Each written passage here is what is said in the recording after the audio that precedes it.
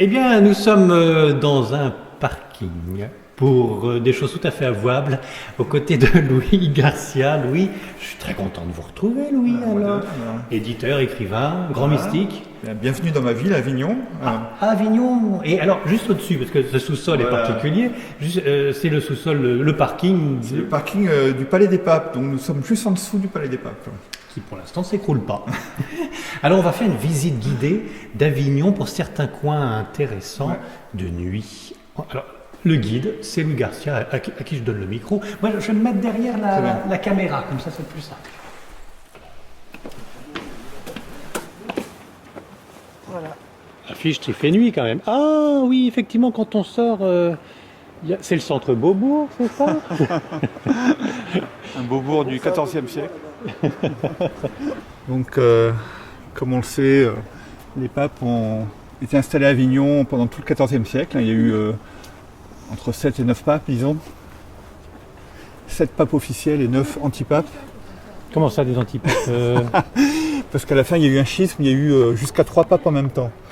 Ah oui, donc ça doit être pratique, ça. Et voilà, ça a duré quelques décennies quand même. Ils n'étaient pas d'accord et ils sont ensuite repartis à Rome. Et ça a duré quasiment un siècle quand même ici à Avignon. Bon, est-ce qu'on peut parler de guerre de pouvoir parce que c'est quand même lié à un système féodal, des guerres avec les rois qui voulaient récupérer la mainmise du pouvoir en mettant Dieu de leur côté quand même. Ça. Donc il y a quelques États européens qui défendaient un pape et d'autres défendaient un autre pape pour des raisons politiques, d'État, de conflits, de guerre. Enfin. Est-ce qu'on avait vraiment encore des résidus de chrétienté réelle, ou est-ce que c'était juste du pouvoir et il n'y avait plus du tout de foi? Si, à cette époque-là, la foi était importante, tout le monde était catholique. Oui, d'accord, mais est-ce qu'elle n'était pas plus une manipulation du bon peuple qu'autre chose? Est-ce que les papes étaient vraiment des saints? Tu vois ce que je veux dire? J'ai l'impression qu'ils sont plutôt... Je voudrais pas blasphémer au palais des papes, mais je ne suis pas totalement certain qu'ils étaient très purs, ces gens-là. Il y a eu divers papes, et quand même, parmi ces papes, il y a un bienheureux Urbain V, donc il a été pas canonisé, mais béatifié, disons. Mm-hmm. Et un autre pape, Benoît XII, qui nous a fait un traité important sur le moment de la mort. Sur la mort et la vision béatifique. Ah oui. J'ai publié un livre à ce sujet. Oui. Voilà, donc il y avait des personnages intéressants quand même. Il y a aussi Maître Écart qui a été invité pour un procès à propos de sa thèse qui n'était pas toujours très catholique. Oui. Et donc il a été invité ici, je crois que c'est le pape Jean XXII qui l'avait invité pour discuter de sa thèse. Et à partir de là, en fait, il a disparu. Maître Écart, on ne sait pas ce qu'il est devenu après Avignon. Il a complètement disparu. Il a fait le grand écart. Ouais, je sais.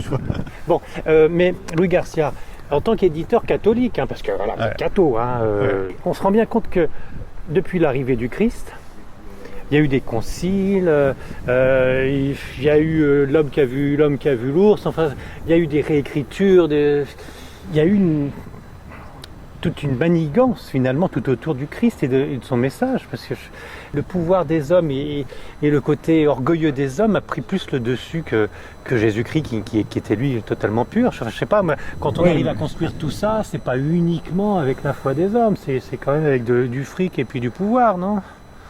À cette époque-là, on se posait pas ce genre de questions, je pense. Ah. Oui, tout le monde était catholique, et puis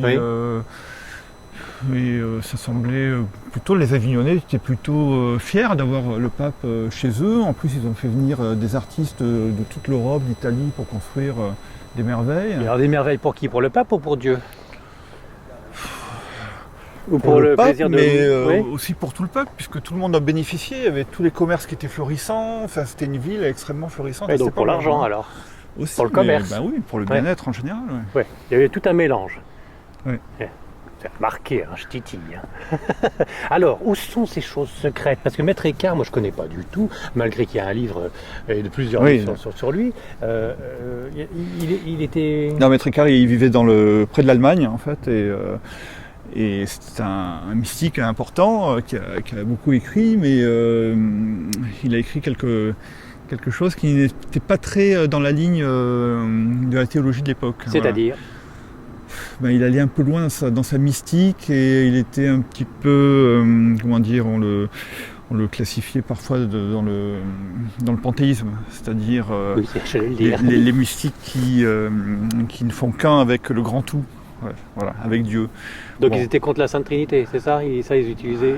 Pas vraiment, mais pas trop... de toute façon, il a jamais été condamné vraiment. Hein. C'est quelques-unes de ses thèses qui ont été un petit peu contredites, mais il n'y a pas eu de condamnation. Et aujourd'hui, il est reconnu par tous, hein, D'accord. Maître Eckhart. Bon. Hein, voilà. Donc c'est un gentil, c'est un bon. Ah oui, très bon. Ses C'est un écrits, bon. Et il a disparu ici, alors. Oui. Enlevé par les Ou sur la route entre Avignon et le retour vers chez lui. Enfin, Et on sait pas. Il a Quoi, il y a disparu. les pauvres. Personne n'a su. Enlevé par les extraterrestres. Peut-être assassiné tout simplement. Hein, Parce que justement, peut-être guerre de qu'il gênait, pouvoir. ouais, Ouais. tout à fait. Hein. D'accord. Bon, les routes étaient dangereuses à cette époque-là. Hein. Il y avait beaucoup de bandits Encore maintenant. de grands chemins. Restons pas là, dans la nuit, sur la place. Alors là, on va redescendre en direction de la basilique Saint-Pierre. On va aller voir un autre lieu Oui. où a vécu peut-être le plus jeune évêque de l'histoire de la papauté, c'est-à-dire il a été nommé évêque à l'âge de 15 ans. C'est le bienheureux Pierre de Luxembourg. Et il est mort à 18 ans. Et malgré son jeune âge, il a fait des miracles pendant sa vie, mais après aussi sur sa tombe. Les gens venaient se recueillir, il y avait de nombreux miracles. Et Pierre de Luxembourg, pourquoi? Parce qu'il venait du Portugal. Non, Oui, non mais il était du coin, il était du... C'était le nom de sa famille, hein, de ses parents. Je ne sais pas, peut-être originaire de Luxembourg. Hein. Oui. Mais lui a vécu à Reims d'abord et après ici à Avignon. Ah, oui. Dans sa courte vie, hein, puisqu'il est mort à 18 ans. Mais alors il est mort de quoi, cet homme-là? Je ne sais plus vraiment. Bon, il donne un arrêt du cœur, forcément. Voilà. Voilà, il faut que je fasse une recherche. On va admirer ce magnifique lieu là. Mais oui, alors c'est des contreforts, si j'ai bien compris, Ouais, là. ouais. Avec un magnifique restaurant. Bon, si je comprends bien, il y avait toute une cité dans le Vaucluse. On est dans le Vaucluse? Oui, dans le Vaucluse. Oh, bah, dites donc, j'ai bien appris ma géographie d'un coup. Mais à l'époque, ça appartenait à l'église Avignon. Il y avait le comtat venessin aussi. Et la France était de l'autre côté du Rhône. Ah oui, Voilà, nous ne sommes pas en France là, au XIVe siècle. une sorte de Vatican, quoi. Voilà, toute une région qui appartenait à l'église. Ouais. Et là, on faisait commerce et on faisait aussi décision de ce que le peuple devait croire et faire au fur et à mesure des décennies et des siècles. C'est ça, hein. Oui, bien sûr. C'était eux qui avaient le pouvoir. Avec les rois Avec les rois, alentours, oui, mais ça a bon, duré, ça se partageait, quoi. ça a duré 1500 ans. Hein. Alors, donc cet homme, Pierre de Luxembourg, a fait quoi comme miracle, hein, une fois qu'il était mort, bien sûr. Oui, de son vivant, en fait, il a été appelé à Avignon. Il a été nommé cardinal, très jeune. Déjà. Et pourquoi il a été pistonné ou quoi donc? Déjà, on avait confiance en lui et il est venu pour résoudre des tas de problèmes, même politiques. Enfin, c'est incroyable. À 18 Ouais, ans, enfin, il est mort à 18 ans, donc ouais. plus jeune que ça, il a été appelé pour être cardinal. Voilà, il faisait... Putain, mais c'est pas une légende cette affaire? Non, il a vraiment vécu et on ne pourra pas rentrer à cette heure-ci dans l'église, mais il y a ses reliques, il y a ses vêtements exposés dans C'est fou, l'église. ça. Ouais. Mais il faisait partie de... Sa famille était déjà du clergé ou... Je ne sais pas, je crois pas. Fichtre. Et alors donc, Alors là, on arrive à la place Saint-Pierre. place Saint-Pierre, oui. Ce n'est pas celle de Rome, hein, bien sûr. Elle était petite. Et voici la basilique Saint-Pierre. Ah, mais c'est magnifique de nuit, c'est fabuleux. Ouais.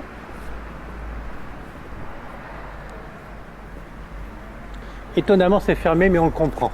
Oui, alors elle a été nommée basilique il y a très peu de temps, il y a 2 ou 3 ans, je crois. Hein. Donc elle est maintenant liée à la basilique, à l'église de Rome. Hein. Ah, C'était nommé par Benoît XVI, je crois. ah. Basilique. C'est tout nouveau. Alors, on verra peut-être pas bien la nuit, mais il y a de magnifiques portes sculptées en bois. Là. Ah oui, on verra pas bien Ouais, la c'est nuit, dommage, mais un petit coup de TGV à Avignon et hop, on y Voilà. est.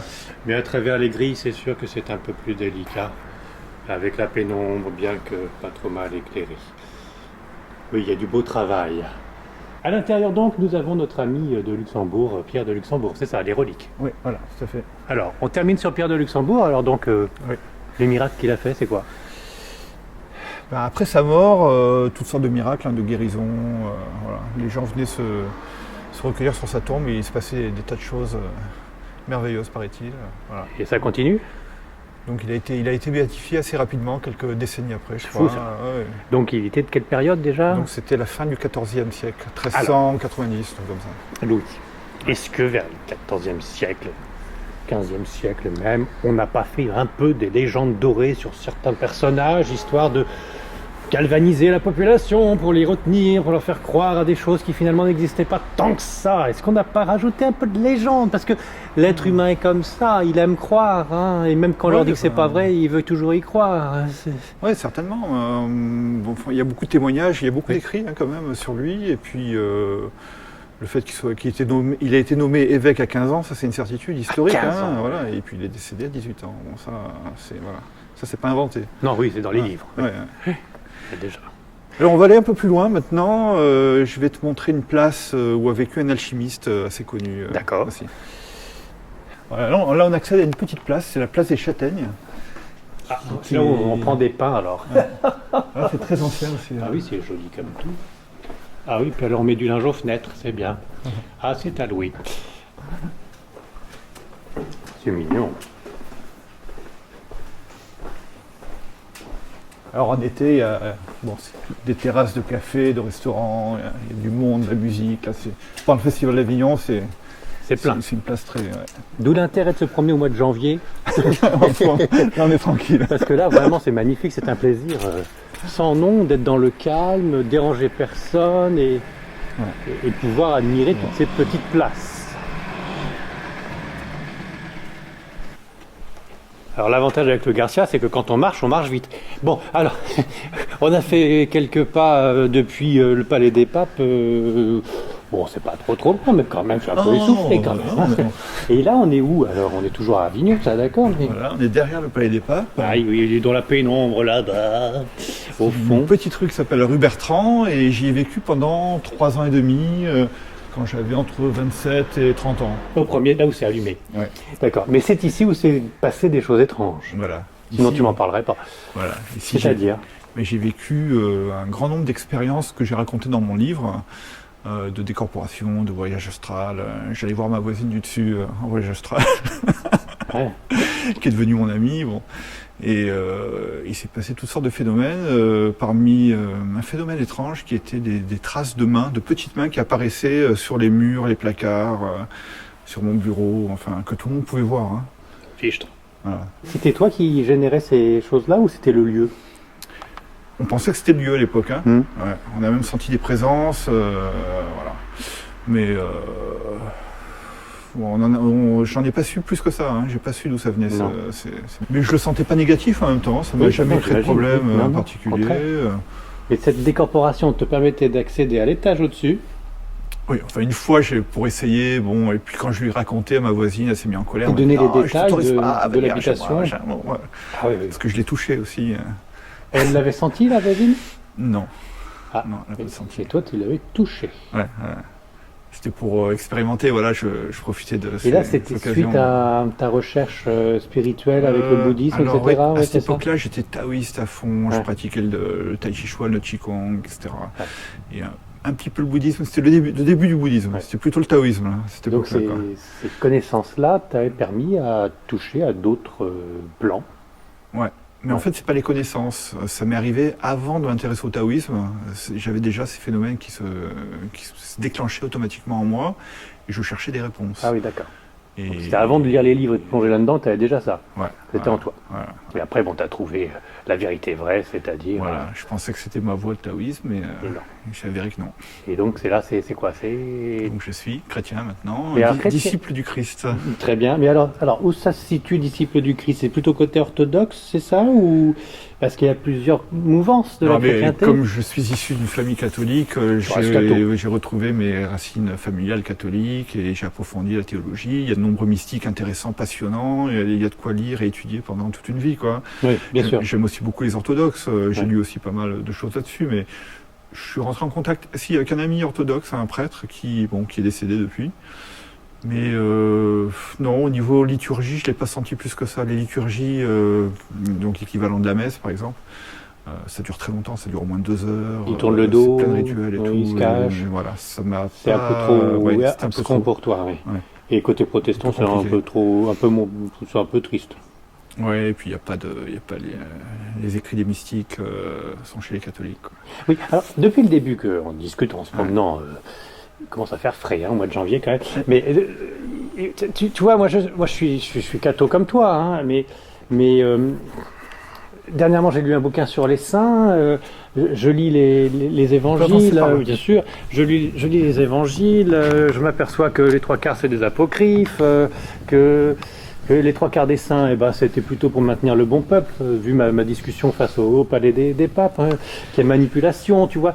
Et que, oui, mais enfin, la manipulation, elle est dans l'autre sens en ce moment. Dans tous les parce sens, que d'accord. Les apocryphes sont des évangiles tardifs qui ont été écrits un siècle ou des siècles après les premiers évangiles. Oui. Donc on en parle beaucoup aujourd'hui dans des magazines, des médias alternatifs, mais c'est vraiment sans grand intérêt, quoi. D'accord, mais même les 4 évangiles reconnus par l'Église, on n'est pas certain que ce soit les apôtres qui les aient écrits, hein. On en est loin. On est presque certain, disons. Pour Saint Jean, on est plutôt certain que c'est un disciple d'un disciple qui a réécrit... Non, on est revenu là-dessus. Il y a eu beaucoup d'exégètes protestants et même athées qui ont sorti toutes sortes de théories, mais qui n'étaient pas tout à fait crédibles. Et en fait, on est revenu à ce que l'Église a toujours pensé aujourd'hui. Et même, pour se rapprocher le plus de Jésus-Christ, c'est pas certain qu'il faille passer par un homme qui fait forcément un filtre, que ce soit Saint Marc, Saint Matthieu ou Saint Luc ou Saint Jean. Forcément, ces écrits font un filtre. On ne connaît pas vraiment Jésus vraiment. Oui, toujours. Et donc évident. la source, elle est quand même compliquée à revoir, on n'a pas mieux. On peut pas faire mieux. C'est au plus proche du Jésus historique. Oui. Après, le but est quand même l'union mystique avec Jésus, Christ en direct, expérimentalement. Mais pour l'Eucharistie, par exemple, ce qui est liturgique, on refait la scène. Ouais. Est-ce que vraiment Jésus a dit « vous ferez ça en mémoire de moi » Est-ce que c'est pas manigance d'un des papes à Avignon ou ailleurs Non, mais c'est depuis le tout début de l'Église. On a toutes les traces des pères de l'Église, on a tous les textes. Il y a eu pas mal de conciles qui ont quand même qui ont recadré à droite à gauche en fonction de leur temps. Hein. Mais les conciles, le dogme de la Sainte Vierge, par exemple. Ouais, quand ils font des dogmes solennels, des conciles, c'est pour confirmer une croyance, une foi qui existe déjà et qui est contredite par certaines personnes ou par des hérésies. Donc ils vont la confirmer à ce moment-là, mais ça ne veut pas dire que le dogme est créé à ce moment-là. Parce que beaucoup d'évangéliques... Non, il y a un choix. J'entends souvent, ils disent, oui, par exemple, le purgatoire, ça a été créé en telle année, par tel pape, machin. Pas du tout, ça a toujours existé. Ça a été confirmé, alors. Voilà, ça a été confirmé.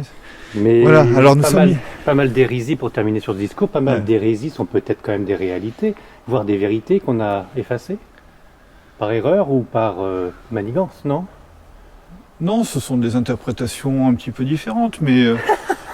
Oui, non, mais... on est sûr de ne pas s'être trompé depuis des siècles et des siècles à faire des conciles et des redogmes et des compagnies. On est sûr d'être dans la vérité vraie et pas être passé à côté, je sais pas.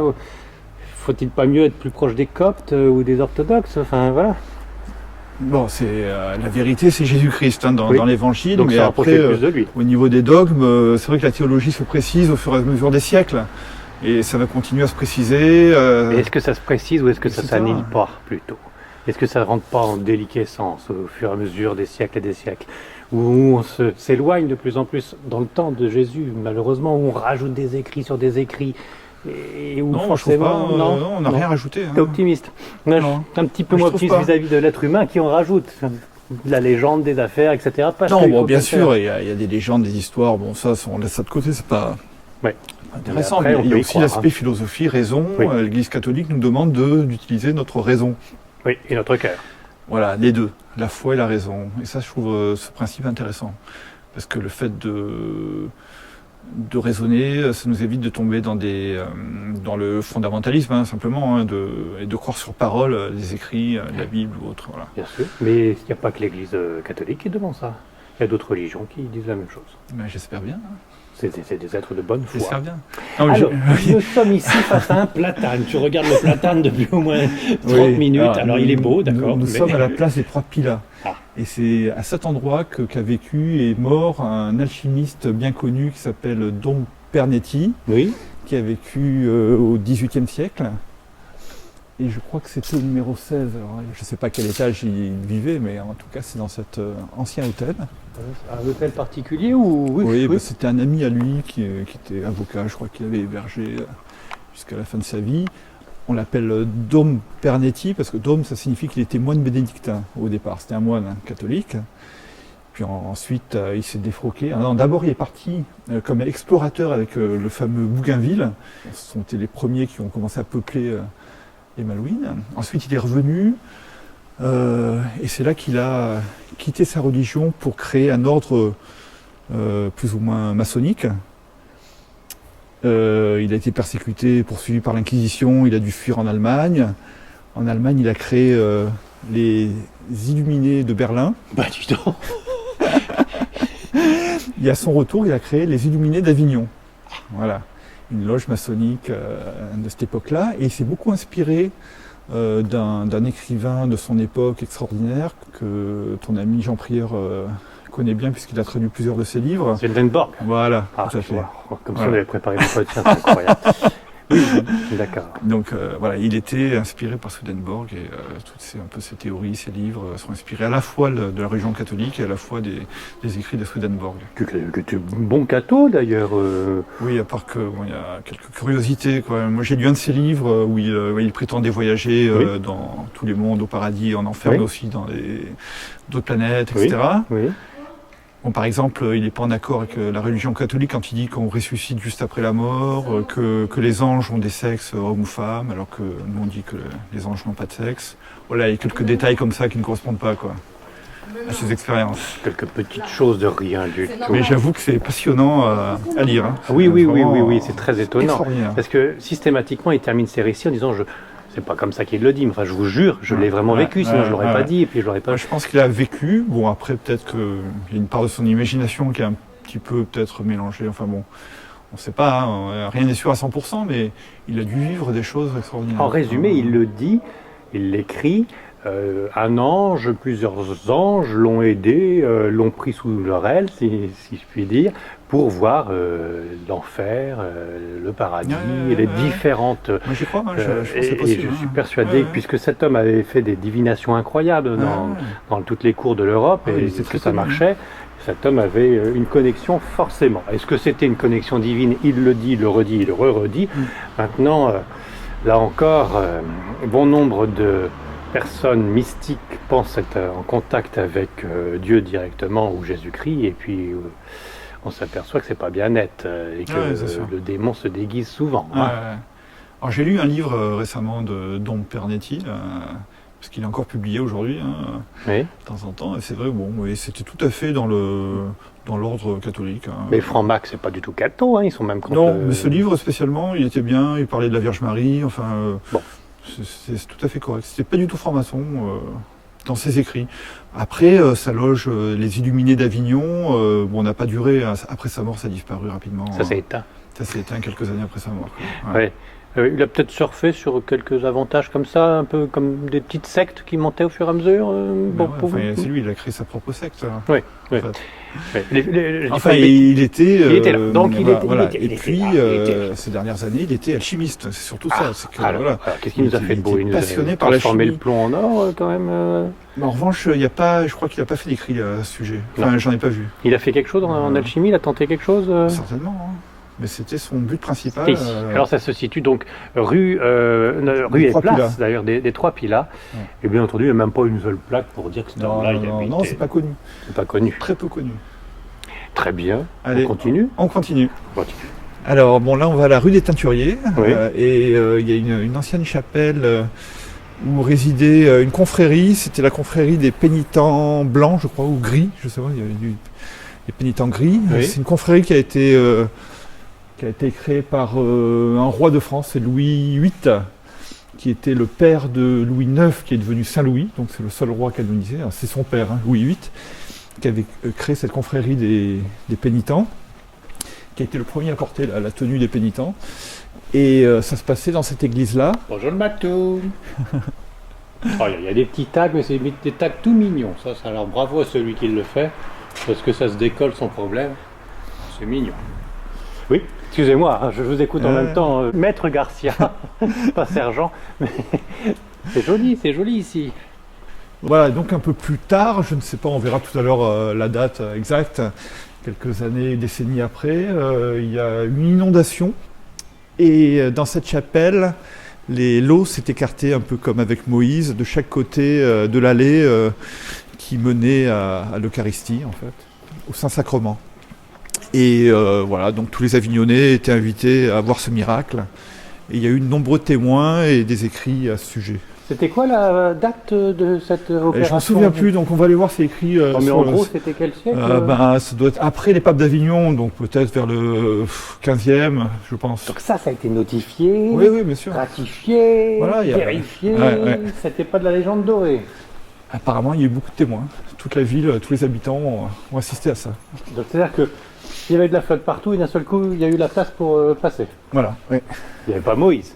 Et non, mais il y avait Jésus dans l'hostie, dans le Saint-Sacrement, sur l'autel. Et donc l'allée qui menait à l'autel, et l'eau s'était écartée à cet endroit. Oh, dis donc, c'est aussi lumineux qu'un lampadaire halogène.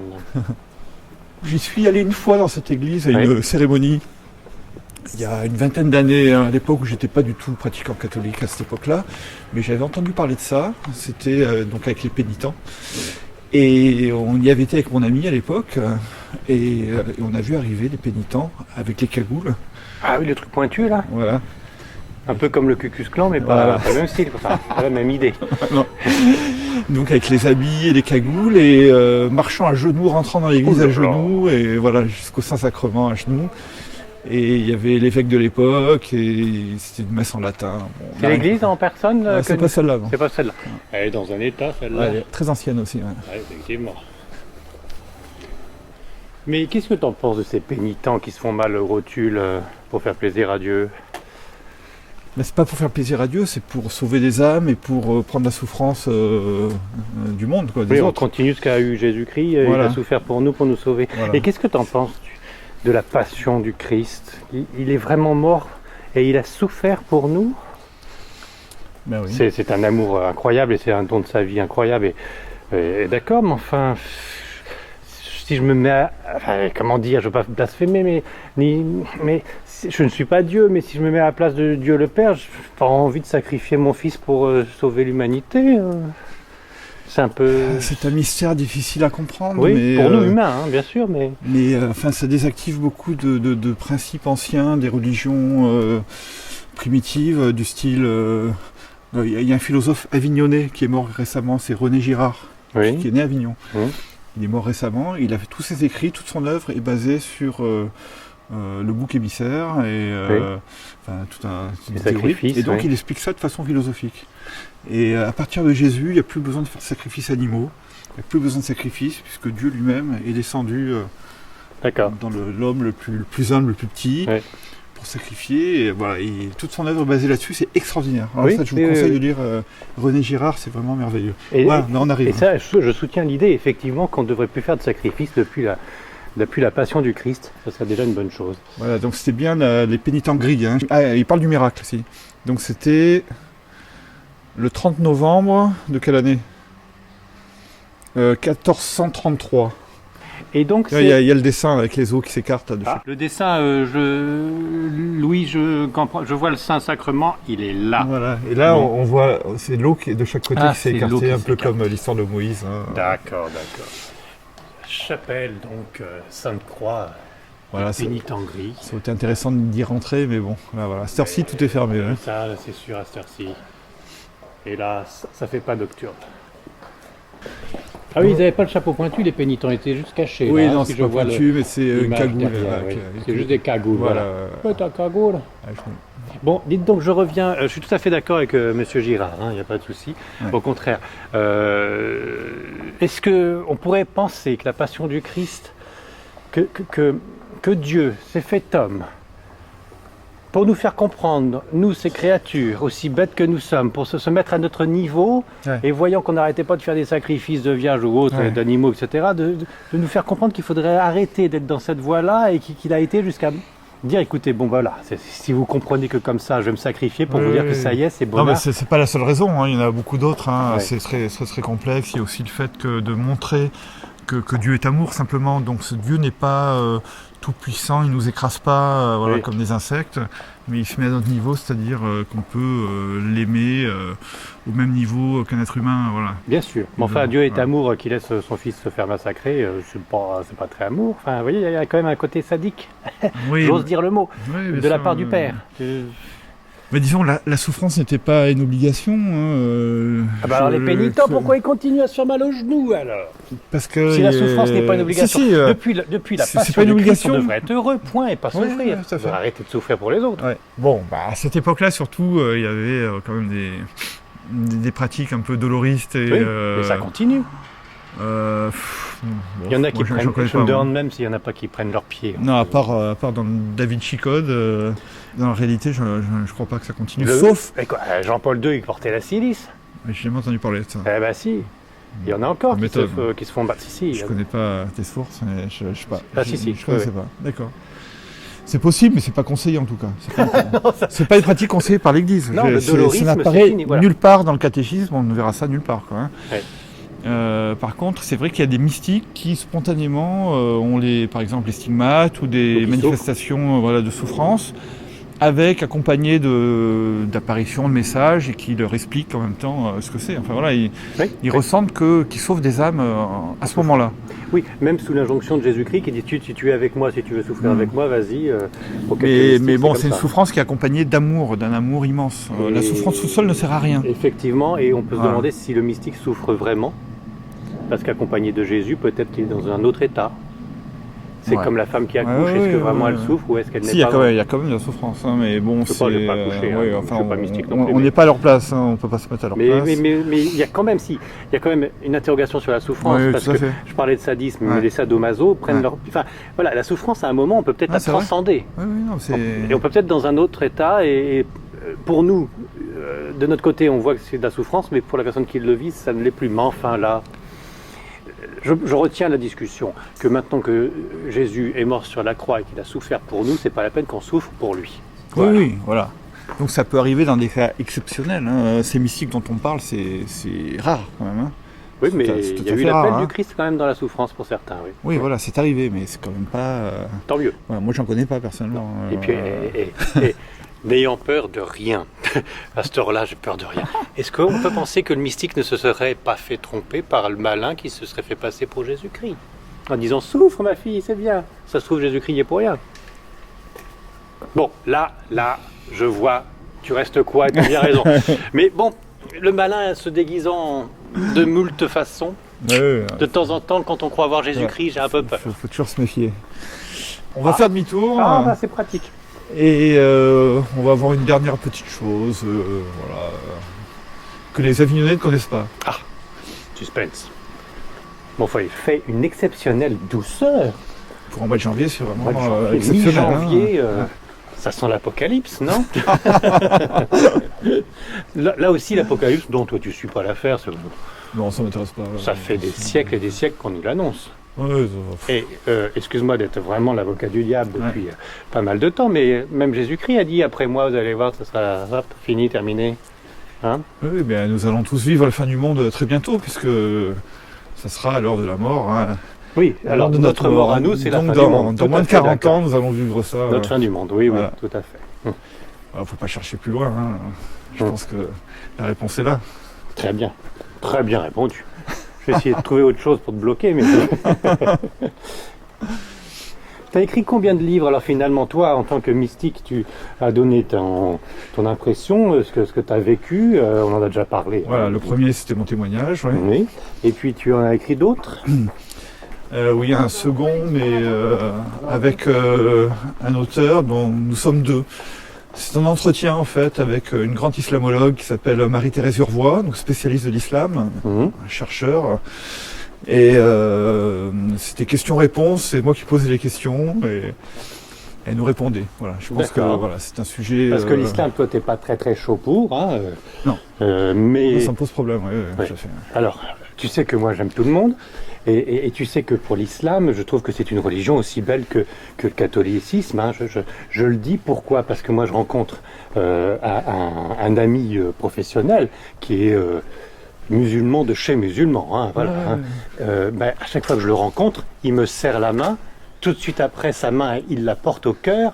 Moi, rien que des gestes comme ça, je me dis que ça peut être que des gens qui sont proches de Dieu, qui sont amour aussi.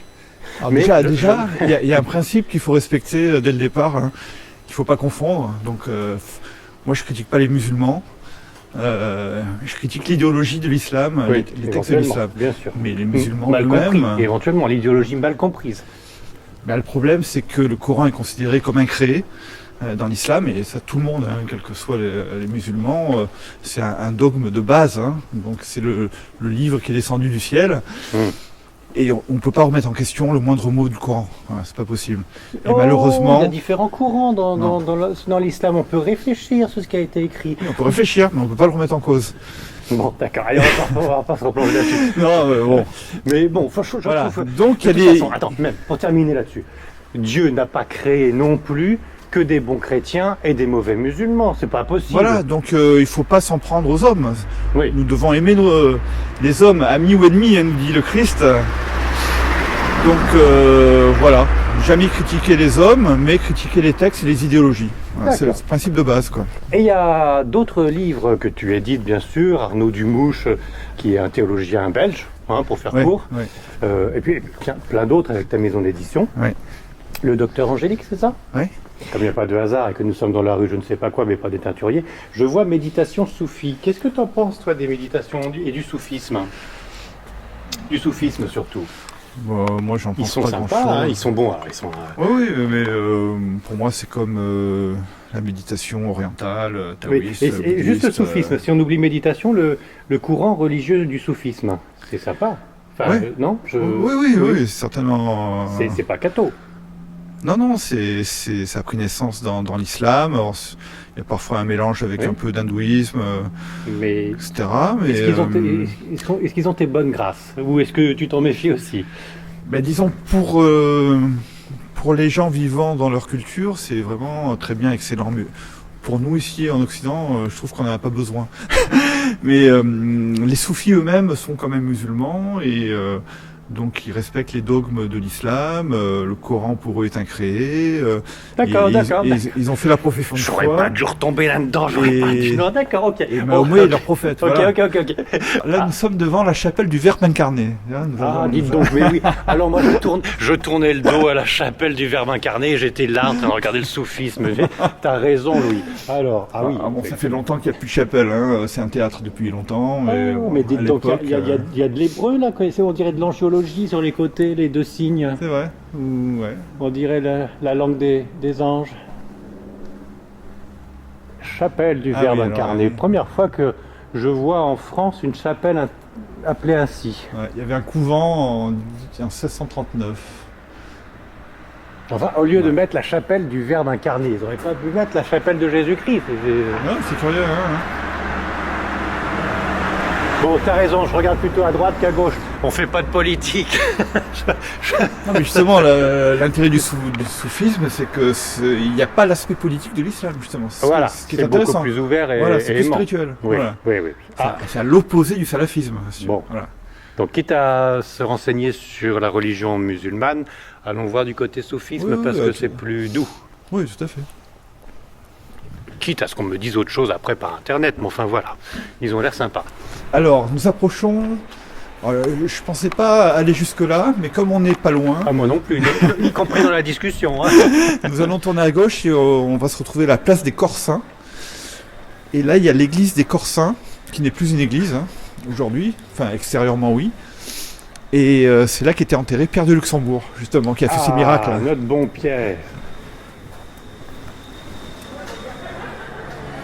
Alors, je ne connaissais pas ce restaurant qui a dû changer de nom. Il s'appelle l'Agapé. Alors l'Agapé, en grec, c'est l'amour. Hein. C'est l'amour de Dieu, Oui. l'amour universel. Hein. C'est un joli nom qu'ils ont trouvé là. Et on fait des agapes aussi quand on Oui, les agapes, c'est un festin. C'est peut-être plutôt dans ce sens-là, Oui. parce que je vois pas l'accent. Hein. C'est possible. Alors voici l'église des Corsins, qui aujourd'hui est vide. Hein. Il y a Et comment vous écrivez Corsin? comme un corps. Saint. Saint, Ah, voilà. d'accord. Donc c'est là qu'était enterré Pierre de Luxembourg et qui a fait des tas de miracles avec tous les gens qui venaient se prosterner et se recueillir sur son corps.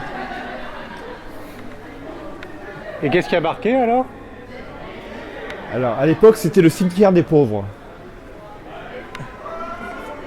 Construite en 1369. Et après, c'était transformé en chapelle. Bon, C'est la chapelle de Saint-Michel et de tous les saints. Oui, voilà. Alors, maintenant, c'est une galerie d'art. Hein, zut, elle a été désacralisée. Oui, il n'y a rien à l'intérieur. Quelle horreur. Oui. C'est-à-dire que quand on va dans la galerie d'art, on aurait encore des miracles. Qui sait? Et oui, peut-être, si on fait appel à Pierre de Luxembourg. Et Pierre de Luxembourg, il n'est pas enterré là, il y a les reliques dans l'autre église. C'est lors de la Révolution française, tout a été enlevé et dispersé. Il y avait aussi un des papes d'Avignon qui était enterré là aussi. D'accord. On peut continuer par là, on va rejoindre la rue que je recherche. Ah, on l'a enfin trouvé. On n'est pas tout près. Bon. On va peut-être couper par une petite rue d'ailleurs. Là. Coupons. Ah si, il faut que je te montre. C'est à l'angle de l'autre rue. Ouais, mais il y a un peu de monde. C'est pas grave. Pas très discret. Hein. On n'est pas discret. On va les pousser. Juste au-dessus de leur tête, là, à l'angle, il y a une statue, c'est pas une Vierge Marie là, mais c'est Bénézet. C'est celui qui a eu la vision pour construire le pont Saint-Bénézet, le pont d'Avignon. Le pont d'Avignon qui s'est écroulé depuis. Donc c'est la seule statue de Bénézet, elle est là. Et c'est un saint parce qu'il a construit un pont. Oui, il a eu je ne me rappelle plus l'histoire exacte, mais enfin bon, on dit que c'est une légende aujourd'hui. Oui. Mais il habitait pas ici, il a eu une vision, on l'a appelé à venir faire construire ce pont. On l'a appelé, bien entendu il n'y avait pas de portable à l'époque, une voix. Voilà, une voix, elle lui a demandé de venir jusque là. Et il a créé toute une équipe pour construire ce pont qui faisait le lien entre la partie papale et la partie française. D'accord. On parle des voies. Et on est passé devant une maison qu'on n'a pas filmée d'ailleurs, mais tu m'avais dit que tu étais passé devant un ami qui était schizophrène. C'est ça, tu me disais. Hein. Oui. Et qu'il entendait des voix. Il entend des voix toujours, oui. Et il entend toujours des voix, le pauvre. Mais ces voix, elle lui disait quoi? Et dernièrement, elles lui ont dit de balancer tout par la fenêtre, c'est ça? Et oui, enfin, c'était il y a quelques années, mais aujourd'hui, je l'ai vu récemment et il me disait que. Il m'a pas donné de détails, mais il me dit que c'est pas positif. Voilà. Ils sont pas gentils. Les voix qui lui parlent sont pas gentils avec lui. Alors, naturellement, la médecine dit qu'il est schizophrène et qu'il faut le. Avec les médicaments, ça se calme. Voilà. Il entend les voix, mais il se contrôle quand même. Il se contrôle, il n'obéit pas aux voix. Voilà. Mais il entend toujours les voix. Ouais. Et pour ceux qui sont un peu mystiques ou branchouilles paranormales et ésotériques, on dit tout de suite que c'est des esprits qui sont en train de. Il est possible que ce soit une forme de possession. Moi, je pense que c'est possible. Ouais. Tout à fait. D'ailleurs, je lui ai demandé qu'il me fasse un livre, qu'il m'écrive un livre, et il veut pas. Même les voix ne veulent pas écrire. Je sais pas, il a peur. Il a peur que si.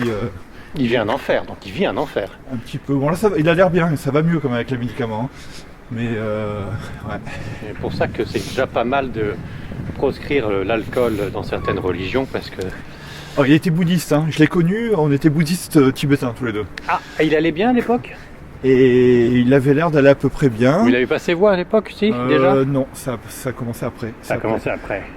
C'est pas la première fois qu'on me raconte... Il faisait beaucoup de tirages de tarot, enfin il a tout essayé quoi. C'est pas la première fois qu'on me raconte que quand on pousse un petit peu une introspection spirituelle, méditation et compagnie, on commence à entendre des voix, mais qu'on va pas mieux après parce qu'on est plus perturbé qu'avant. C'est pas la première fois que j'entends que quand on pousse un peu 2-3 stages un peu trop poussés, c'est vrai, on ça en peut ressort arriver, un peu plus tordu qu'à l'arrivée. Ça peut être dangereux. Alors là c'est dommage, on n'est pas loin, on va passer devant quand même. Oui. C'est l'ancienne gare d'Avignon.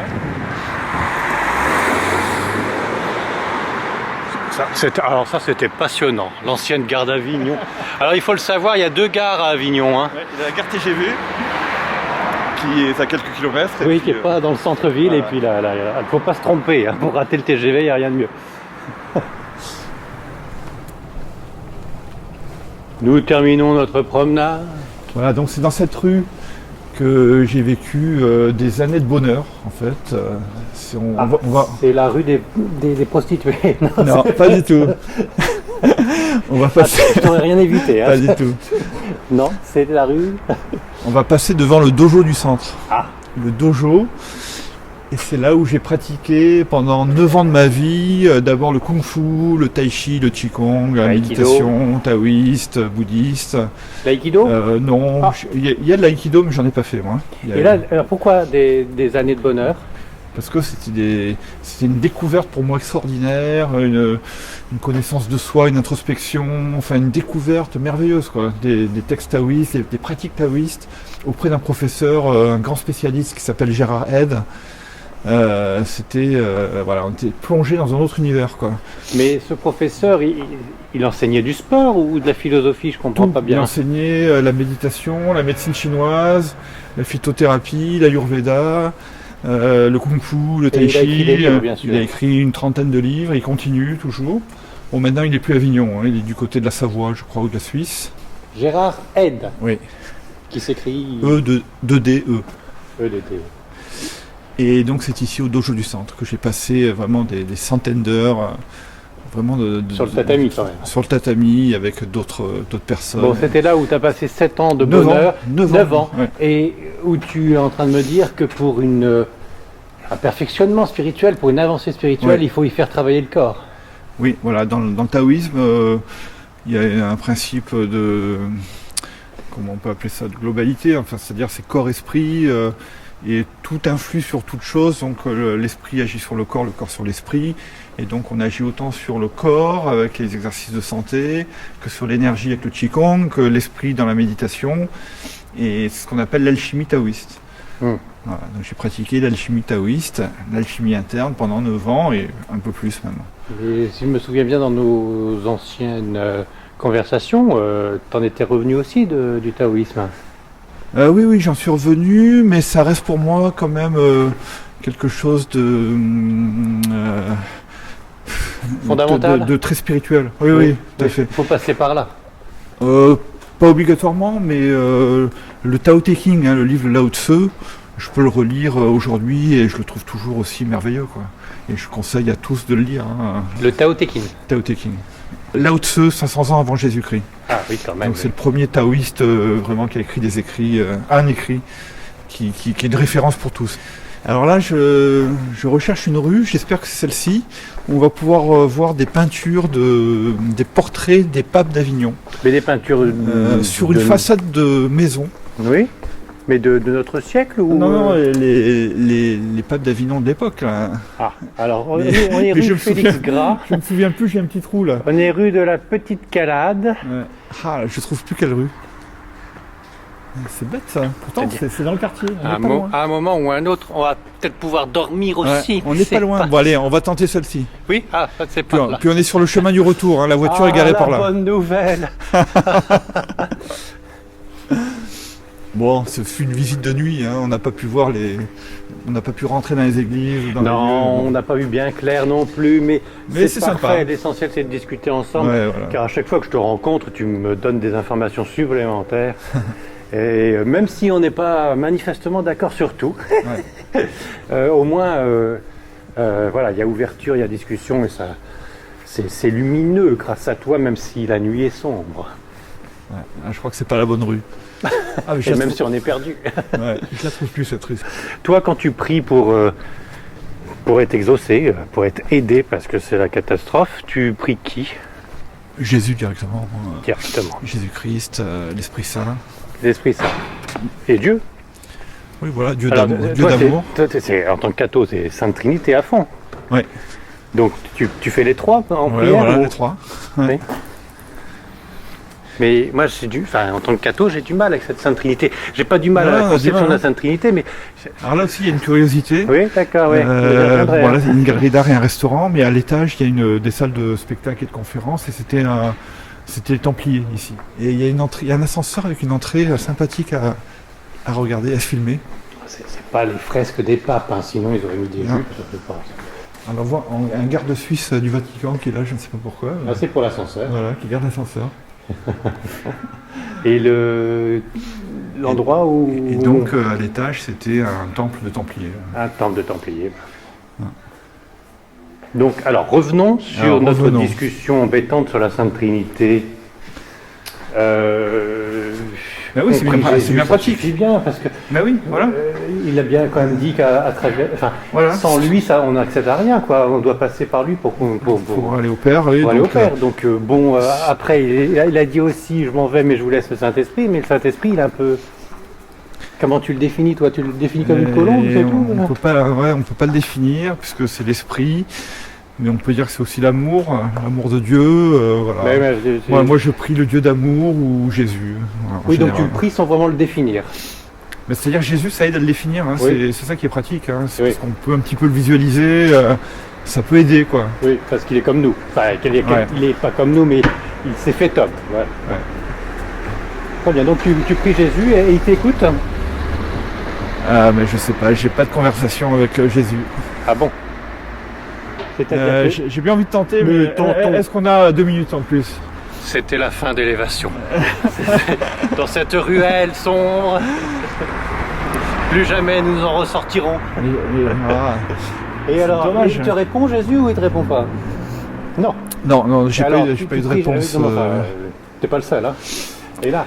Même à propos de, on parlait précédemment de mes expériences mystiques que j'ai racontées dans mon livre. C'était il y a quelques années, mais ça fait un moment que je n'ai plus rien. Plus d'apparitions, je n'ai rien, plus de petits messages, plus de signes. Plus de songes. Ça fait depuis la dernière fois qu'on s'est vu, en fait.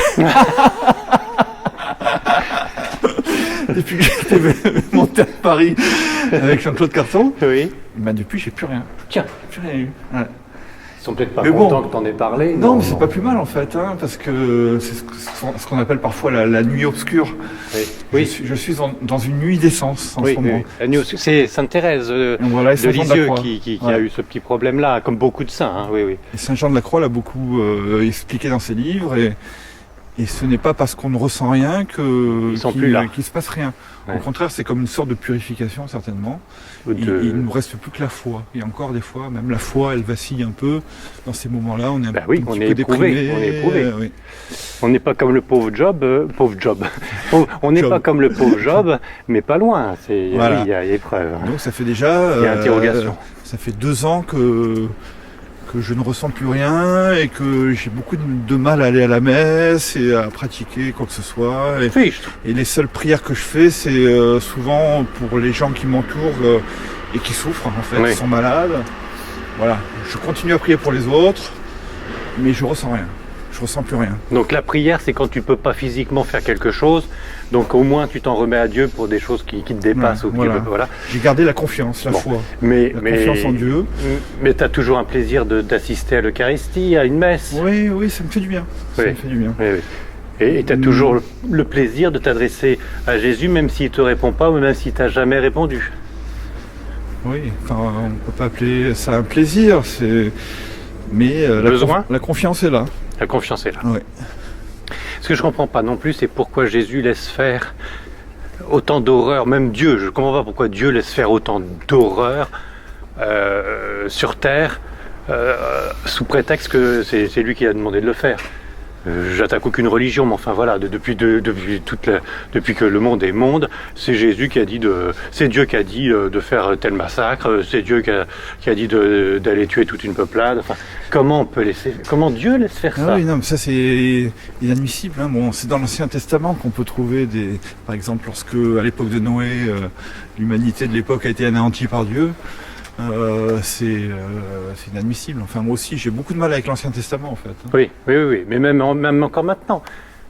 Ah, ça y est, on est passé à côté, on n'a pas vu. Ils sont là, nos papes. C'est l'Académie des 9, les 9 papes. Oui, enfin bon, grande question, mais enfin c'est vrai que...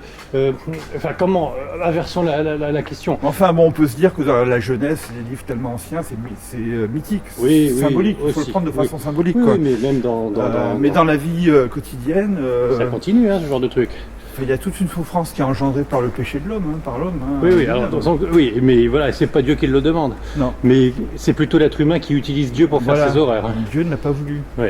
Donc ça, faut vraiment le dire et répéter, Dieu est amour. Ouais. Et dès que ça va à l'encontre de l'amour, faut se méfier si quelqu'un ose dire le contraire en son nom. Donc en effet, la nuit, on ne voit pas grand-chose. En effet, et de toute façon, ce n'était pas du tout passionnant. Mais ce qui était passionnant, c'était notre discussion. Ouais. Parce que là, on a je vois qu'ils ont mis 9 papes, hein, donc il y a les antipapes. Les antipapes. Dont Benoît XIII, le dernier pape antipape d'Avignon, qui a été assiégé Il est où, au milieu là. Ah, c'est lui. Benoît XIII, à moins que ce soit celui d'en bas. Non, c'est celui-là. Non, c'est celui-là. Ah oui. C'est lequel? Non, c'est celui. Oui, non, alors Benoît XIII, c'est celui-là. Oui, ouais. c'est celui-là. Ah, c'est lui. Benoît XIII, donc il n'a pas voulu partir, et donc ils l'ont assiégé pendant des décennies, et il a embêté tout le monde parce qu'il a vécu très vieux, à 90 ans. Enfin bon. Ah. Donc tant qu'il n'était pas mort, il pouvait rien faire. Tout était bloqué. Ah. Et alors après, il y a un sous-sol et il y a des soupapes.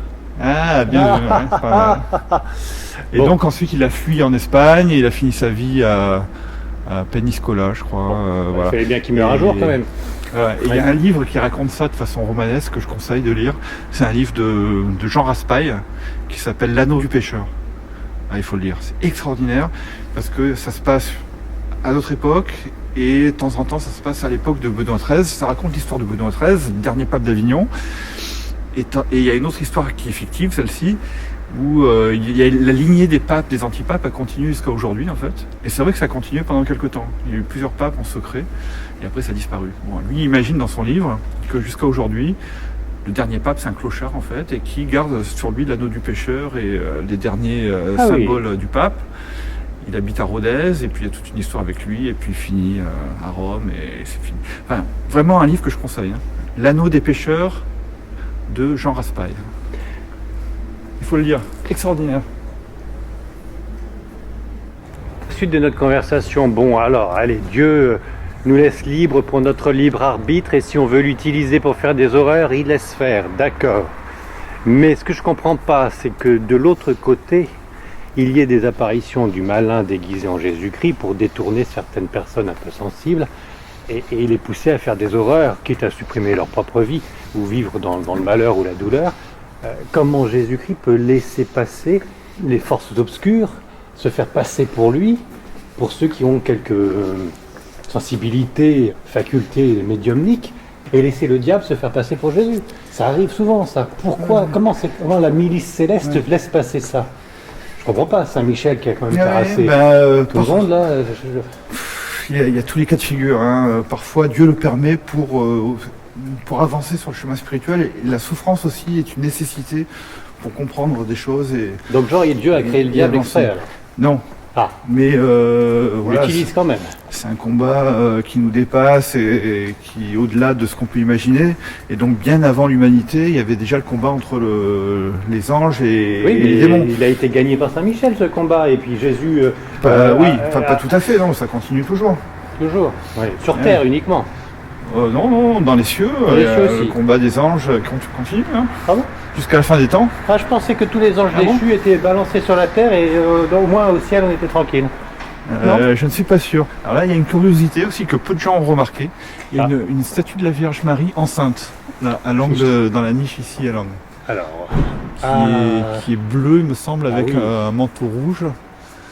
Alors attends, une robe rouge. Parce que difficile à voir. Il fait nuit. Même la journée, elle est un peu difficile à voir. Mais effectivement, elle est très très belle. Et on voit bien qu'elle est enceinte. Effectivement, dans cet angle-là, on comprend bien. On voit pas trop son visage. Non, on voit pas son visage. Ah oui, elle est étonnante, mais c'est étrange qu'on ne voit pas son visage. Alors là, nous avons un buste de Frédéric Mistral, bien connu à Avignon, dans la région, un écrivain, un poète en langue provençale, incontournable à Avignon. Il y a aussi Théodore Aubanel, qui est très connu, un poète aussi provençal. Et bientôt, il y aura un buste Louis Garcia, du côté du carrousel de lumière, par là. Ben, merci de ta visite. Merci de m'avoir permis de découvrir Avignon grâce à toi.